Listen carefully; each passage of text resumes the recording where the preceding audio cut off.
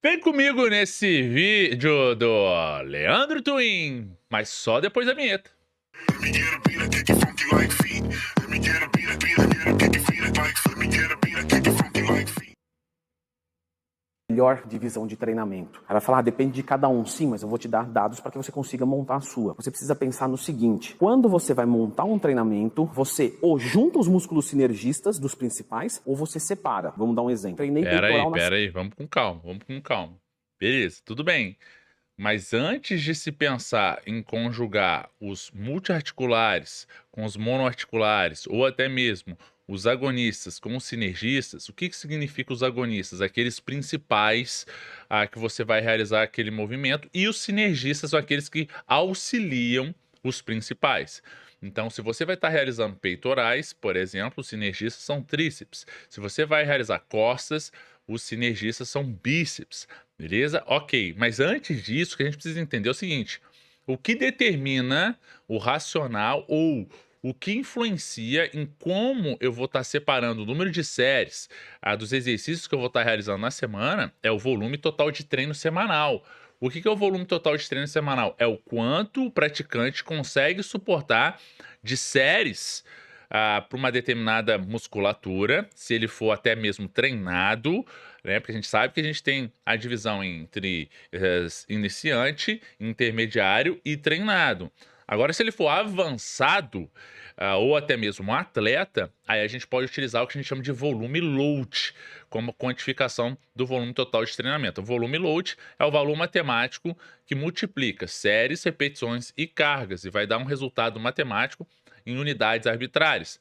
Vai dar um resultado de 3.000, 5.000 unidades arbitrárias, enfim, aí vai depender do exercício e também da quilagem de cada exercício, ou seja, o quanto de carga ele consegue suportar. E aí a gente divide em 2 dias, 3 dias, 4 dias e por aí vai.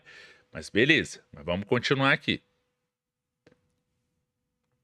segunda-feira. O que eu trabalho com peitoral? Tríceps e ombro. Então, ou eu coloco tríceps e ombro na segunda-feira, ou eu coloco longe. Então, se eu joguei peito na segunda, posso jogar, por exemplo, o tríceps na segunda e lá na quinta-feira o ombro. Opa, o treino já deu alguma forma. Dorsal, eu vou jogar na Não, terça-feira. pera aí, vamos devagar, vamos jogar.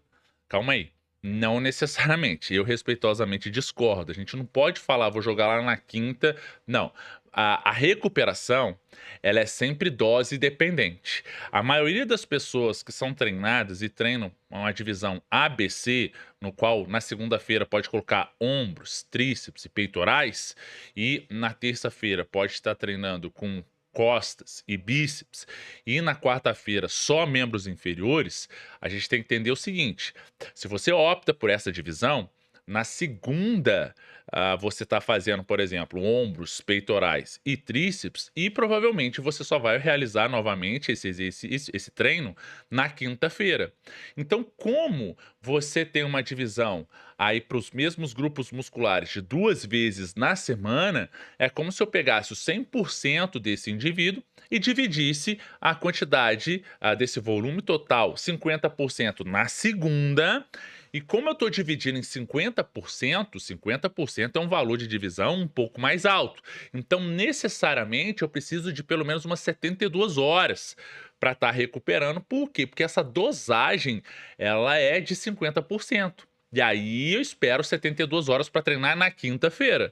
Se eu optasse por uma quantidade um pouquinho menor de exercícios, ou até mesmo desse volume de treino, ao invés de 50%, eu optasse por 30%, eu poderia diluir isso em 3 vezes na semana, e ao invés de treinar isso na quinta-feira, eu poderia treinar na quarta-feira.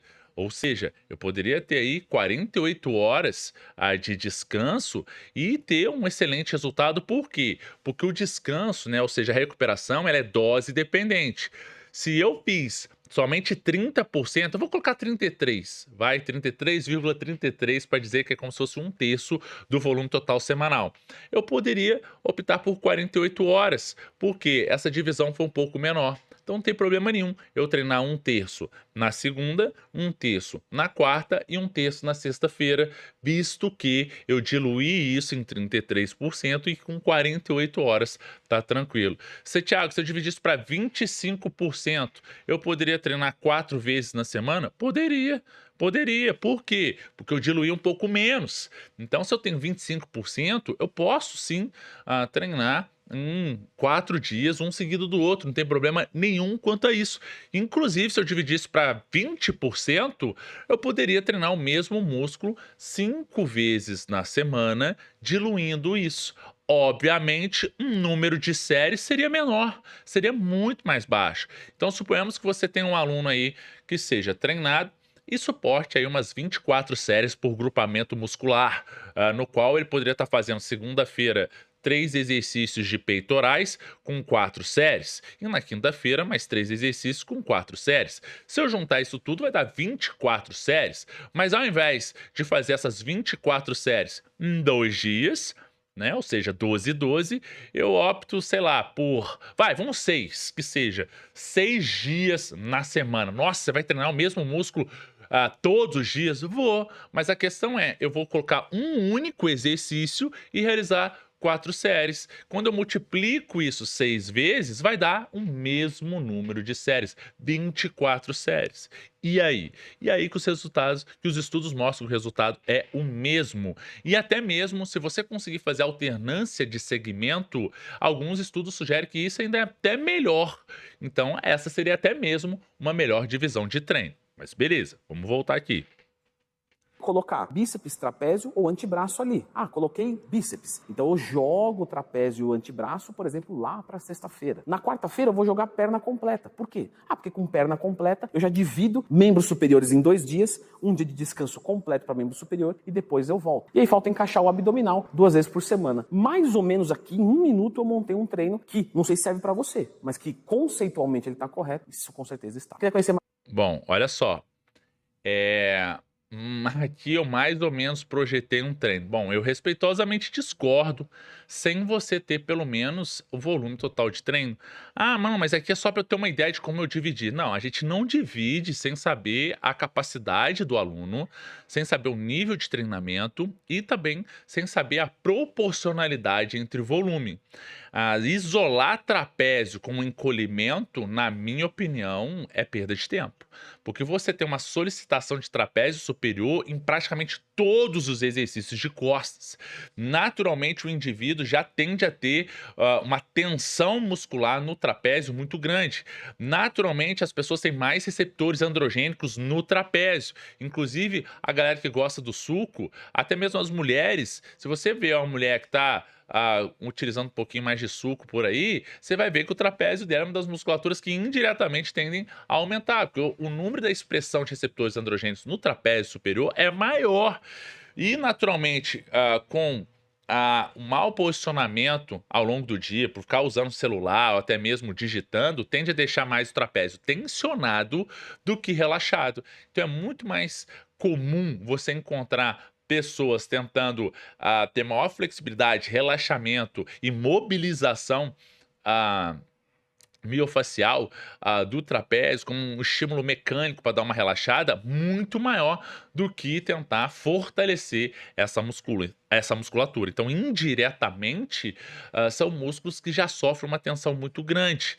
Antebraço, a depender do aluno, pode ser que a gente pode tentar isolar, por exemplo, um aluno que num stiff ele sente uma fadiga muito maior em antebraço antes das musculaturas posteriores à coxa. Pode ser uma estratégia talvez isolar um pouquinho o antebraço para melhorar um pouco essa resistência por conta dessa questão? Poderia até ser, mas diante disso nós poderíamos estar optando por outros exercícios também que não necessariamente precisam ter essa isometria de antebraço para estar suportando essa carga. Mas como um todo, e até mesmo para a gente não estender e começar a generalizar ao invés de individualizar, essa é apenas a minha opinião.